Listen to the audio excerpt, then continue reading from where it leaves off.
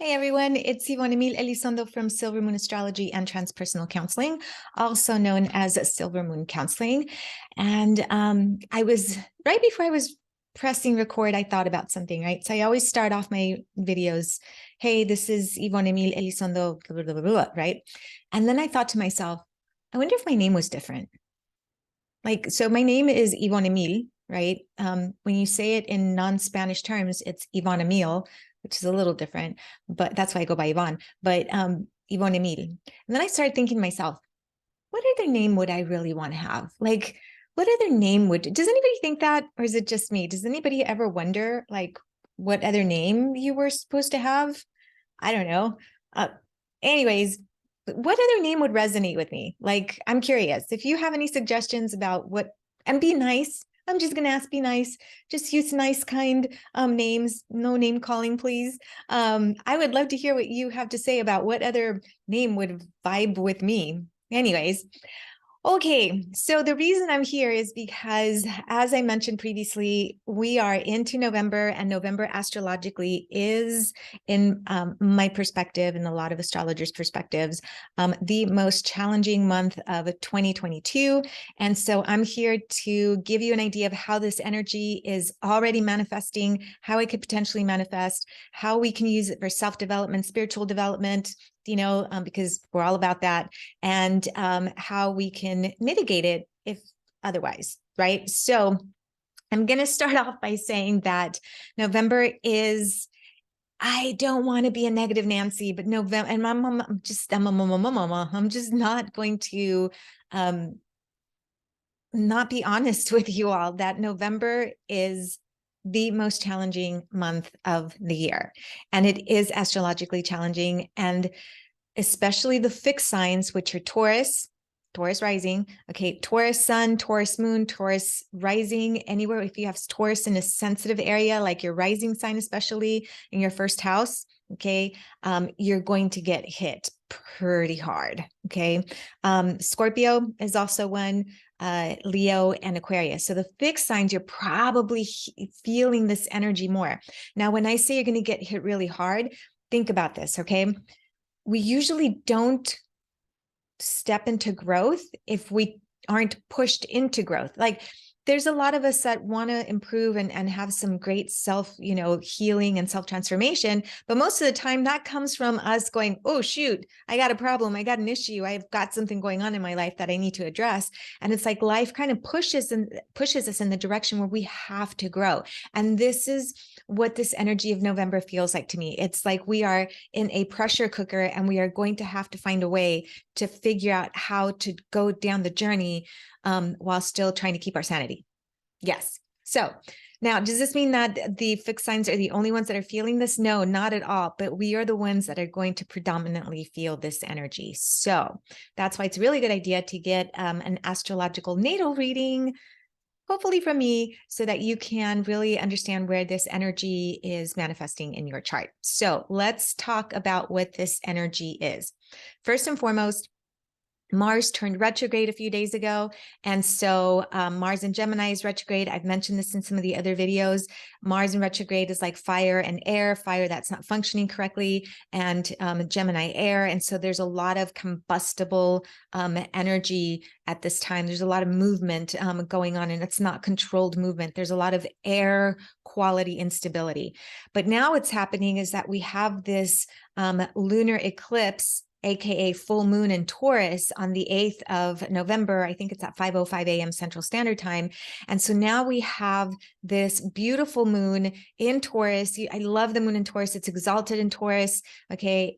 If it wasn't for the fact that it's conjunct, hanging out with Uranus retrograde, the North Node, and opposing all of this stuff that I'm going to show you in just a little bit in Scorpio. So again, more instability coming up. And then we have both of these qualities of Taurus and Scorpio, and they're squaring Saturn. And so let me show you the chart. Okay, so let me show you a chart. I am going to find the saving grace. Jupiter is has ingressed back into Pisces, even though it's Jupiter retrograde, is still the benefic. And so it's a lot better than Jupiter retrograde in Aries, because yeah, that was not pleasant. Okay, so let me show you the chart. Here we go. We have this, here we go. So here's the moon in Taurus. Okay, again, this is a lunar eclipse, aka full moon. So here we have the moon in Taurus. Again, lovely, lovely, lovely energy, exalted. But the moon, as you can see, is hanging out with Uranus retrograde and the North Node. And the North Node is retrograde, but the nodes are usually retrograde. Okay, so we have this energy, and if you see this, it is completely opposing. Here's the sun in Scorpio. Okay, and the sun is conjunct with Mercury, our perception, our thinking, our communication. And at this point, Venus is still pretty conjunct. It's about 4 degrees away, but it's still going to feel the essence. So all of this and the South Node in I was going to say Mars related Scorpio water. Okay, so yeah, we have a lot. Now, if you see all of this tug of war between these two energies, they both meet at this apex right here in a square to Saturn in Aquarius. Now, Saturn is direct at this point, which is great, but Saturn is still Saturn, and it's not a fun time when Saturn is involved. And again, on this end, we have this apex. So when we have a T-square of this nature, the brunt of the energy is going to show up in Saturn-related themes. So we do have this Taurus energy, fixed energy. We have this Scorpio energy. It's fixed water. Okay, Taurus is fixed earth. Scorpio is fixed water, and now we have Saturn in fixed air of Aquarius. So that is a lot of fixed energy. And the other place, so here's what I wanted to show you, right? Here's Mars retrograde in Gemini. Already talked about that. It is squaring Neptune retrograde in Pisces. So we have a lot of misdirected energy. I tell y'all, this month is like, that's why I said we're like in a pressure cooker, literally. Now, the saving grace is this Jupiter retrograde has ingressed from Aries, fire Aries, into one of its home signs, Pisces, lovely Piscean water. So you may start to see a little bit of reprieve in some of those areas that have been more challenging for you, maybe the last 4 or 5 months. But we also have this Neptune retrograde. Okay, and it's connecting beautifully by trying to all of the Scorpio energy. So this is water, mutable water, and fixed water. And so when we have this, we have a sense of like creativity and the essence of connection and love. But that is so not the strong vibe. The strong vibe is still this massive T-square that we are dealing with. So let's talk about what that means. Let me stop sharing. Okay, so I hope you can tell that that is a lot. Let's start off with the moon in Taurus, because as I mentioned, Taurus moon, absolutely lovely. It is exalted. It usually does really well. There's this quality to Taurus. I'm Taurus rising. I don't have the moon in Taurus. I wish I did. But this Taurus vibe, when the moon is in there, it's about comfort, and it's about loyalty and family and the physical experience. So Taurus energy is about the physical material experience. It represents the body. What more physical can you get than the body, right? So there's this quality to Taurus that's like soothing and comforting. There's that laziness sometimes to it. On the underbelly of Taurus, though, we have this sense of maybe possessiveness and really, becoming obsessed with whatever it gets its hands on, especially materialistic. It's physical, it's earth, right? So that's why Taurus people don't like to share their things a lot of times, right? The moon in Taurus, though, does really well, except for the fact that it's hanging out with Uranus retrograde. And Uranus has been traveling through Taurus, this bull sign, for about 3 years now, and approximately. And this Uranus energy is all about creating instability, sudden change, radical change. It's about freedom and liberation, which is great if that's what you're looking for. But this represents the moon. The moon is emotions. And so now you have emotions and instability. Boom. There we go. So what can you expect with this lunar influence? Well, there's probably going to be an essence of instability in your physical experience, in your material experience, in your environmental experience, because that's what Taurus is. It also represents the connection, okay, family and friend connection, but it's more about the physical experience within those relationships. So you can experience some of this instability in those aspects that you thought were stable. Finance, the Taurus represents finances. It's the second house. It's about finances, right? So Taurus is about, again, the material resources. So you may experience some shift or instability or sudden change in your, financial resources. Now, again, change isn't always a bad thing, but because it's an eclipse, it feels like it could be potentially not as easy to maneuver through as we normally would. So now let's talk about the eclipse energy, and we'll move on to the other part of the eclipse, which is the Scorpio energy. So eclipses traditionally, like, I'm a traditional astrologer, okay? And I mean, traditionally speaking, think about this. The ancients, when they saw eclipses happening, whenever they were, out and about, whether it was the day and it was a solar eclipse or at night when the moon turns red, like that was not a good omen. Just think about it. The two luminaries, the two planets in astrology, the sun and the moon are considered planets that shine light, that reflect light, all of a sudden go dark.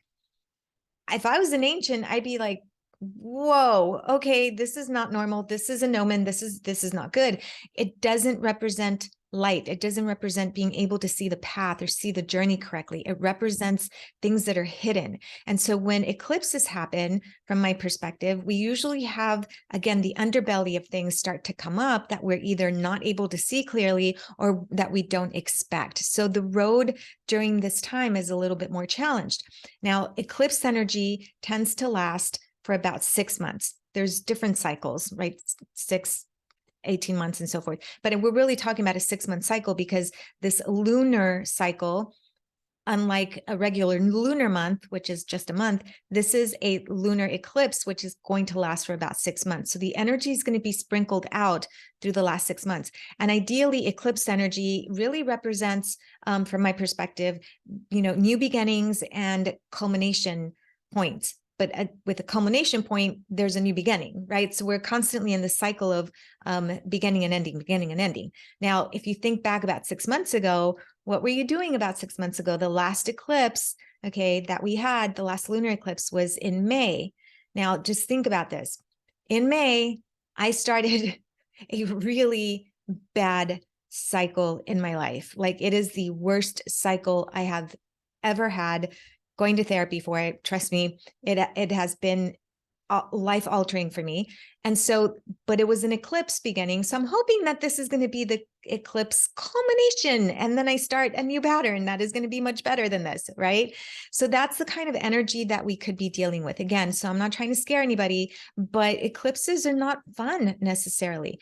However, what you do with the energy of the eclipse, that is completely up to you. Sometimes life circumstances are out of your control, but the way that you approach those life circumstances, even if it gets muddy, even if you feel lost, like I've been feeling the last 6 months, there's still the opportunity to find grounding, which is what I've been trying to do for the last 6 months, right? So we just need to work it differently during the eclipse.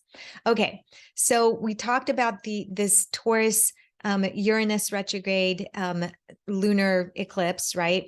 Now let's talk about the other, on the polarity of that, which is the Scorpio energy. So Taurus is fixed earth and Scorpio is fixed water. I love Scorpio energy. I have to tell you, like, Scorpios get such a bad rap, but I love Scorpio energy. It's deep and it's brooding and it's like, it doesn't like anything surface or just kind of superficial. It goes deep every single time. And I really love that energy. But it's water. So it's turbulent water. Sometimes it's volatile, emotional water. So Scorpio energy, especially when the sun is there, right? There is that essence of that energy that's going to bubble to the surface, is going to be about connection and about loyalty as well, because Scorpio and Taurus are very much about loyalty, where Taurus is about the physical experience, Scorpio is about the emotional experience. Okay. So there's this emotional quality to Scorpio, and they need a lot of security. Their need, just like Taurus needs security in the material world, Scorpio needs security in the emotional world. That's why they tend to gravitate to people, and they can become obsessive and possessive, just like Taurus in the physical world, but they do it in the material world. So betrayal for both of these energies is like a big no-no. Do not betray us. Like, don't do that, right? It's just, we'll off with your head, like, see ya. Okay. Now, with that being said, the Scorpio energy, this eclipse is not only with the sun, obviously, but there's Mercury involved in there. So it's about how we are communicating, how we are perceiving our experience, not just how we're using our energy as far as these emotional depths and the going really in deep. But you have Venus in there as well. Venus is in detriment in Scorpio. She does not function well in Scorpio. She functions beautifully in Taurus because she's at home in Taurus, right? Comfort and the physical experience and connection. And it's all about, the essence. But too much emotion for this Venus energy just makes her overwhelmed, and she becomes obsessed. She becomes paranoid. She can become, jealous. She can become like, I'm just going to stab you in the back kind of thing. So what does this all mean?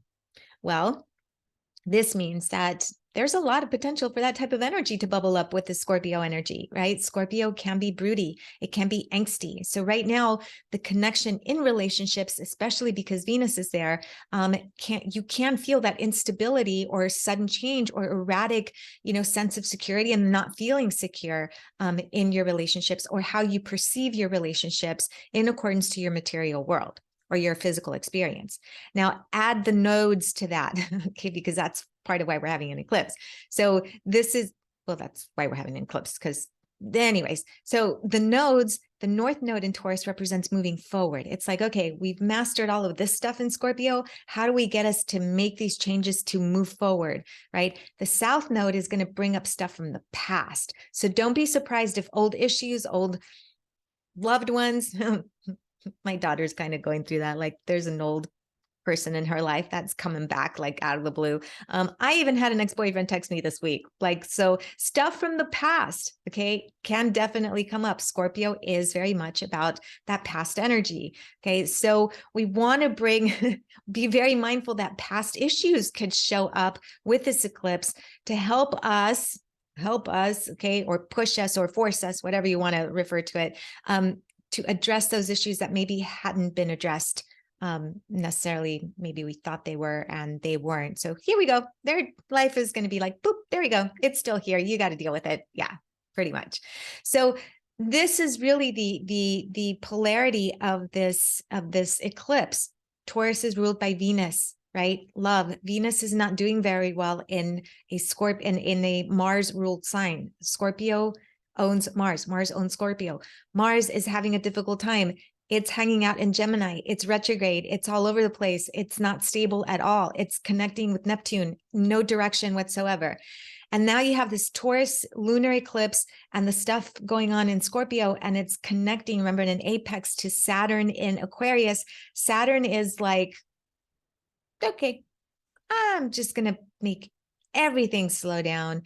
We're all going to stop. There isn't going to be any movement necessarily. And if there is, it's probably going to feel like dredging through concrete, like wet concrete. So don't expect things to happen very fast, period. This is going to be a 6-month period where things come up from the past. They resurface from the underbelly of those emotional wells of Scorpio. The moon creates this emotional instability, material resources, relationships. The ground that you stand on may suddenly not feel very stable, especially for those of you that have Taurus in a very sensitive spot, okay, like the first house. I have been dealing with nothing but nerve-related issues, subconscious anxiety that I didn't know I had because it was subconscious, electrical issues. One office has electrical issues. We moved into another office and we can't get the electricity on. So all of that is represented by Uranus, okay? So a lot of these, anyways, how do we mitigate this energy? Okay. Well, doing something fun. I was talking to some of my girl pals yesterday, and we were talking about like, what do we do that's fun? Like, we don't really tap into a whole bunch of fun, especially when things get a little bit more challenging, right? There's a lot of emotional stuff coming up. And so what do? Well, we need to really start tapping into that sense of honoring that child in you. Okay. Scorpio energy can be very childlike in an essence because it needs to feel nurtured. It needs to feel safe and secure. And so my goal is to let's start focusing on something fun that you can do. I've decided that I'm going to watercolor. My daughter is an amazing artist, in my opinion. Okay. She knows everything about watercoloring. I have absolutely no idea. So I had her get me some brushes and some paints, and I'm going to start to watercolor. Let's see how it goes. I will share it with you as it comes along. But one of the ways to mitigate this energy is to do something that's fun, to do something that's easy, to do something that's enjoyable. Things could potentially get pretty heavy here in the next month or so, and then sprinkle out through the next 6 months.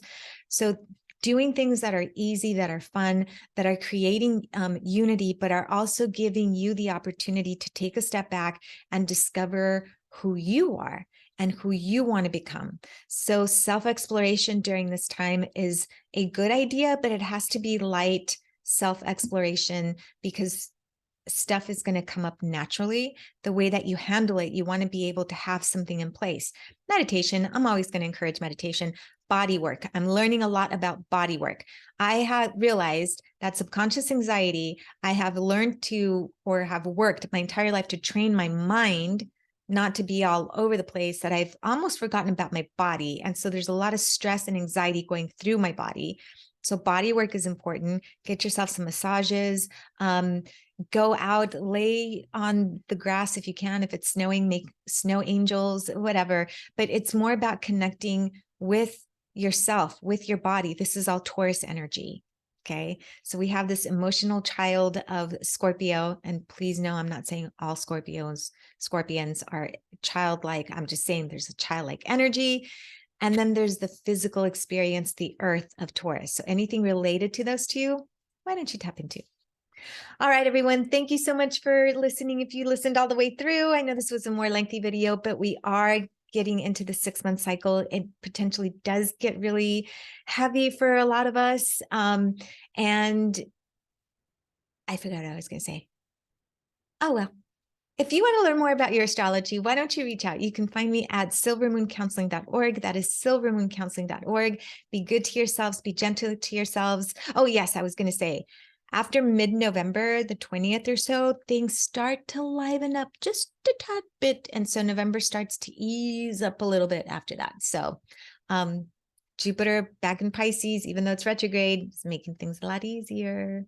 All right, everyone, take care and be safe and blessed be.